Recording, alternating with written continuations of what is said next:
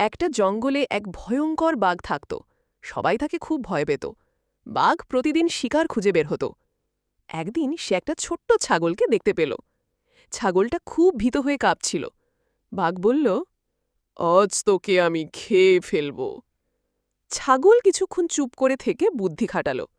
সে হেসে বলল, আচ্ছা বাঘ ভাই, তুমি আমাকে খেয়ে ফেলতেই পারো, তবে খাওয়ার আগে আকাশের দিকে একটু তাকাও তো। বাঘ অবাক হয়ে আকাশের দিকে তাকাল। ছাগল বলল, দেখেছ, ওই যে কালো মেঘ, ওরা আমার জন্য আসছে। আমি আসলে আকাশের রানীর বিশেষ দূত। তুমি যদি আমাকে খেয়ে ফেলো, কালো মেঘ নেমে এসে তোমাকে বিদ্যুৎ দিয়ে পুড়িয়ে ফেলবে। বাঘ ভয় পেয়ে গেল, সঙ্গে সঙ্গে ছাগলকে ছেড়ে দিল আর দৌড়ে পালিয়ে গেল।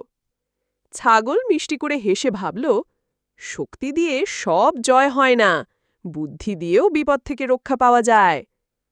গল্পের শিক্ষণীয় কথা, বুদ্ধি অনেক সময় শক্তির থেকেও বড় হয়।